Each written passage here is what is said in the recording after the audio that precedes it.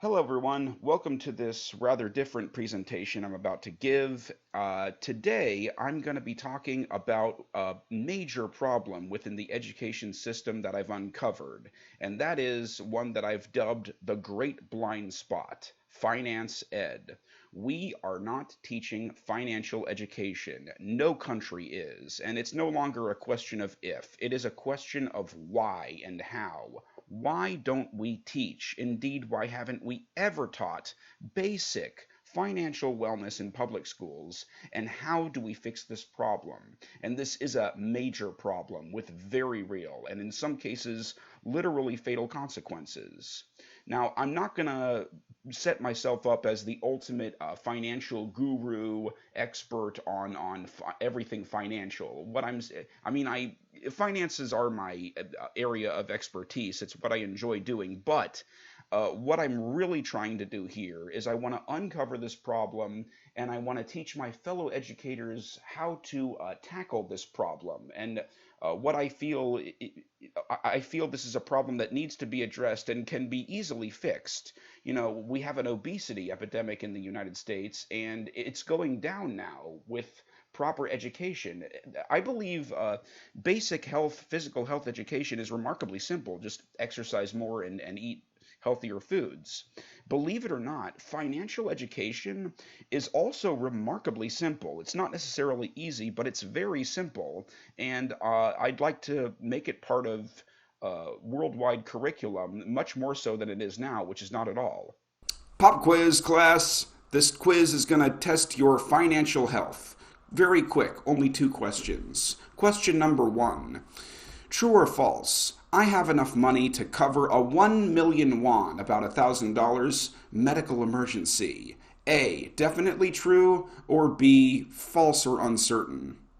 Next, I'm going to give you similar to a pulmonary function test, where you hold your breath and the doctors see how long you could go without oxygen. How long could you go without getting paid? If you got laid off suddenly without a paycheck, how long could you survive? A, 6 months or more. B, 2 to 5 months. C, 1 month or less. Or D, Danny, you're stressing me out. I don't want to think about this. If you answered false to the first one and D to the second, congratulations, you're normal. Yep, believe it or not, you're perfectly normal. 78% of workers are living paycheck to paycheck, and that's in the US alone. But the US is not alone in this problem. And this highlights what I'm trying to get to, which is that nobody, in no country, do we discuss financial education. And this is a problem that I'd like to bring forth. This is the point of this presentation. I want to draw attention to the fact that we do not teach financial education, and I also want to teach you just a little bit about how to properly do finances so that you're more confident and you're able to help bring about change yourselves. Okay, small disclaimer though, pensions and taxes are not really my area of expertise. See, pensions are nice, but you can't depend upon them for retirement. What I'm about is a very simple, lifelong plan and good habits of getting money and keeping it over time, developing good, simple habits for maintaining and keeping your financial health. That's what I'm about. All right, let's get started. In PE and health class, we're taught that weight loss and weight gain is a matter of calories in and calories out.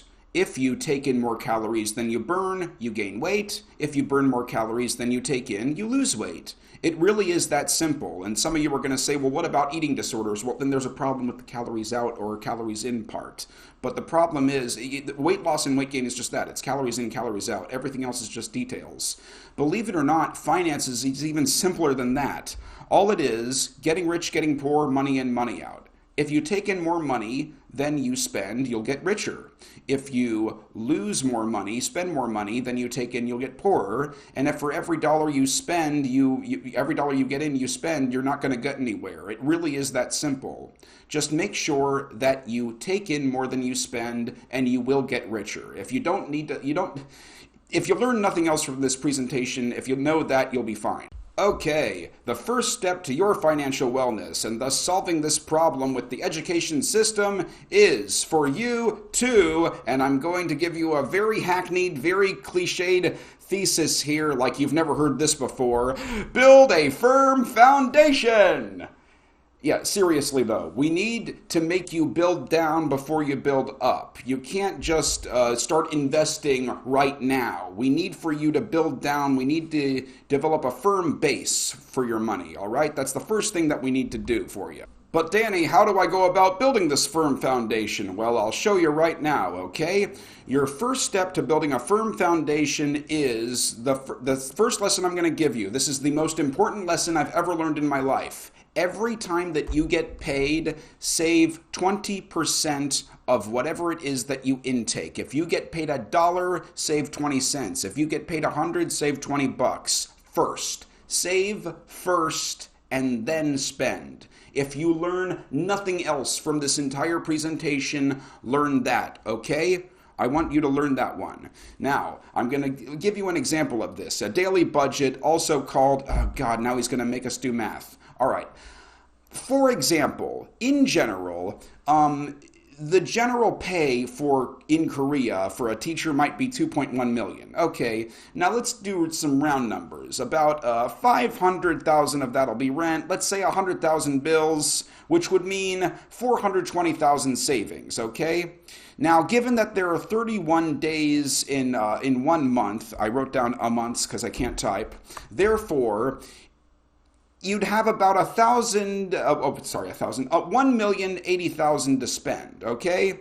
So we're going to say that. We're going to say, minus rent, minus bills, minus savings. Okay, that gives you about 1,080,000. For example, if these are your numbers, they might not be your numbers, but go ahead and do that yourself. I want you to figure out what your budget is. This is something that every single successful rich person does who keeps their wealth, by the way, not just someone who wins the lottery and then loses it all. If you want to keep your wealth, you need to do this or something like it, okay? Let's say 31, because that's the maximum number of days there are in a week, divided by 1,080,000. That's about 34,000, okay? Which means that your daily budget will be about 35,000, okay? Now, I know that doesn't seem like much. Don't worry too much about it because there are going to be days where you go over, but at least have that number in mind. Now, here's the fun part. Here's the fun part about that. If you never go over this amount, if these are your numbers, and if you never go over this amount, you will never run out of money. Don't believe me? Do the math yourself. Okay, the next most important thing. Debt bad. Do not get into debt. If you're in debt, I'll help you get out of it with some simple math. But right now, know that debt is bad. If you have no debt, grats, you can relax through this part. Oh, by the way, here's a thing. If you have no debt and you have 5 cents in your pocket, congratulations. You're worth more than 25% of American homeowners. Now, if you do have a credit card, chop it up, okay? Don't use it. Don't use your credit card. Don't sign up with a credit card. Credit card is bad. If you invest with stocks, you're going to be earning about 7% on it compounded over the course of maybe your entire life. It's a very unsteady 7%. But by the way, if you have a credit card, no credit card comes close to 7%. It's going to be eating into whatever investments you make. So before you invest, pay off your credit card debt. You need to do that because your credit card debts are going to compound interest faster than your investments in general will, unless you hit the jackpot, which, good luck there. But student loans. Now, this is the part, disclaimer, I have no personal experience with this, thankfully, but I do know how to pay off debt. There are 2 main methods for how you pay off debt: the snowball method and the avalanche method. Now, the snowball method is where you take the smallest balance first. Whatever balance is the smallest, you pay off the maximum of that, and you pay the minimum of every other little thing. Then, once that smallest balance is done, you move on to the next one and pay off the maximum you can with that, and pay off the minimum you can with all the other ones, okay? Then the next smallest and the next smallest. That's the snowball method. The other method very commonly used is called the avalanche method, so-called. It's like the snowball, but you pay off whatever has the highest interest first. You pay off the maximum of whatever is the highest interest. It doesn't matter how much it is. Whatever's the highest interest, you pay the maximum you can on that, and then the minimum with all the other debts that you have. Then once that maximum debt thing is paid off, you do the next highest interest, and you pay that off too, and you keep going until you have no more debt. So which is right for you? Well, it depends on the circumstances and who you ask. But in general, I would say if none of your debts are over 10% interest, then I would recommend the snowball. But if you have any debts that are over 20% interest, I would recommend the avalanche method if you have anything that's definitely over 20%. But again, your circumstances might be, it depends on also whatever you're most comfortable with. But those are the methods that I would recommend for you. Once you have no debt, and once you've got enough saved up to live for, say, maybe the next 3 months, or 6 months, depending on how conservative you want to be, then you can do the fun part, which is invest. Step one in your investing journey is you're supposed to find yourself a brokerage. A stock brokerage is a place that lets you buy stocks from the stock market. You buy that through a brokerage. And if you live in the US, you could do that through E-Trade or TD Ameritrade. Almost all brokerages operate online right now. But I'm not quite sure which ones operate in Canada, Australia, but you can just Google it. I mean, really, just Google, brokerage Canada, brokerage Great Britain, whichever one that is, and they should be all pretty much. You can choose for yourself the circumstances, but any brokerage should be okay, really. And what is it that you're going to buy with your brokerage? What are the first investments you're going to buy? I would recommend that you buy something called an index fund or an index ETF. An ETF is an exchange-traded fund. They buy and sell on the stock market like stocks. It looks like a duck, quacks like a duck, sounds like a duck, flies like a duck, but it's not really a duck. What it really is it's something that we call a basket, which is it's a basket. It's little bits and pieces of everything. You buy into an index fund. An index fund is little bits and pieces of everything that's selling on a certain index. Now, in case you think I'm speaking a foreign language, what's an index? Okay, well, an index is all of the biggest companies within a certain sector. In the United States, we use the Dow Jones or the S&P 500. The Dow Jones is the top 30 companies, the biggest companies in the U.S. We're talking about your McDonald's, your ExxonMobil, your Nike. All of the biggest companies are on the Dow Jones. The S&P 500 is the top 500 largest companies. They're still big, but it's 500 and not just 30. Korea, you've got the Kospi Index. UK, there's the FTSE 100. Japan has Nikkei, and Germany has DAX 30. But it's all the companies, the largest companies within a certain sector. So often you'll hear about how the Dow fell by a certain amount of points or whatever. That means that the average, the top 30 companies in general, how they're performing is in general how all stocks are performing, but of course there are exceptions.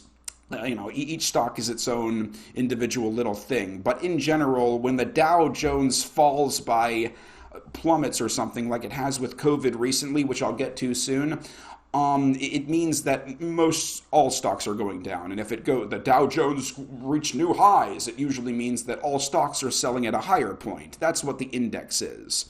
The index buys just a little bit of everything, and it lets you have the dividends of everything. There's a small, teensy-weensy little fee that the dividends more than cover for. Why should you buy an index fund? Because they work, okay? There's no other reason that you need. Next, after you buy an index fund, you don't want to keep all your eggs in one basket. I would recommend you also buy bond funds or bond ETFs. A bond, similar to a stock, is an investment, but unlike a stock, it's its own thing. It's basically an IOU. So what a bond fund is, or a bond ETF, it's a basket of bonds. It's little bits and pieces of bonds that you're entitled to the dividends of for a small little fee. You pay to a fund manager. Some bond ETFs, if it's a bond ETF, it's bought and sold on the stock market. The ETF, exchange traded fund, you trade it on the exchange. So that's what I own as well. By the way, I will never give any investment advice that I myself don't follow. I eat my own cooking. That's one Warren Buffett and Charlie Munger said. We eat our own cooking. Don't give financial advice that you yourself don't follow. So everything that I'm saying is something that I myself am doing. Buy an index of your own country, and you could also buy a European or a Japanese index or ETF, but also buy some bond funds. Keep a diversified portfolio, okay? You need to diversify. You don't diversify into individual stocks until you have money in index funds and bond funds first, because index funds and bond funds, they are diversified. They're already, they're a piece of a major diversification. So you can buy individual stocks. Like if you say, I love this company so much, I just want to buy this company. Okay, do that, but bear in mind that it can be dangerous because they're really volatile. Individual stocks swing wildly. So be careful not to do it with money that you need immediately. If you buy a company, make sure that you want to hold on to it, preferably for life. Don't buy it thinking that you're going to sell it in the next week or the next year. That's the trick. Buy good, healthy companies that you want the dividends of. If you buy real estate, even, don't buy real estate with the intention of selling it next year. Just keep it because you want it, okay? Whatever you buy, you hold on to, and that's a major thing. Do nothing. Do not sell. If you buy, make sure that you buy something that you're not going to just sell later. You know, you can sell it, of course, if you need the money in an emergency. But for the most part, Wall Street is a wild place where people are trying to make constant quick bucks and they all suck at it. Believe it or not, most Wall Street investors do not do any better than people who buy and hold. Buying and holding is the guaranteed best way to succeed. That's what Warren Buffett does. Warren Buffett says, the stock market is a device for transferring money from the impatient to the patient. Do not sell your stocks unless you're certain that it's just a rotten stock, you made a mistake, you really truly, it's not a matter of whether it's going to go down, for a little bit longer. Sell it if you think that you made a huge mistake, that this company's going to go bankrupt. Then you can sell. Other than that, be patient. You're young. If you're under 50 and you're doing this, you're young. You are young. You are way younger than most investors. So just be patient and, dollar cost average, okay? That's what you do. Now that you know a thing or two about investing, let me give you some class ideas, a couple of things that I've done in my own classes. And you can actually teach students of all age ranges a little thing or two about finances is the fun thing. For preschool and elementary, even having them just do shop, just a play little shop is a nice little one. Shop, a grocery store role play. You can have them do play money. Sometimes the school store, they'll, you have a school store or a reward system where you actually have play plastic money that you can do. Of course, it's a real system, but the money itself is, fake. There's also the math lessons where you can do money cakes. I liked money cakes. You have little cupcakes, and you have these little dollar amounts or cent amounts in there, and you have to make them put in the right coins. Sometimes you can even make it a game to see who can do it, the first or whatever. It's a fun little activity. You make it so they're not afraid of money, and make yourself not afraid of it neither. It's money. It's something. It's like health. Don't be afraid of going to the doctor. Don't be afraid of money. Let them know that, money is something that's not to be afraid of. Don't worship it. Don't be evil, but don't be afraid of it. Now, for more intermediate classes, you could do money and shopping discussion questions. What do you like to buy? What do you like to shop for? Simple things like how Korea has the highest elderly poverty rate in the OECD. If you make them aware of this problem, that might be a problem, that might be a part of fixing it. You could give them practicing modals. What would you do if you won the lottery? Now, playing the lottery, of course, is a very stupid thing, but let's just, role play. What would you do? Like, would you spend it all? It would be much wiser to invest it. Sometimes it's better to say your friend got 1 million won, or 1 billion won, not necessarily you, because then you're going to splurge it. Your friend got 1 billion won, so what's your wise advice to him or her? Because if you ask them what you're going to do, they're going to buy a truckload of pudding, but your friend got it and they need wise advice. Then they're going to start thinking about wise things to do with money, and they're probably going to think more about it themselves.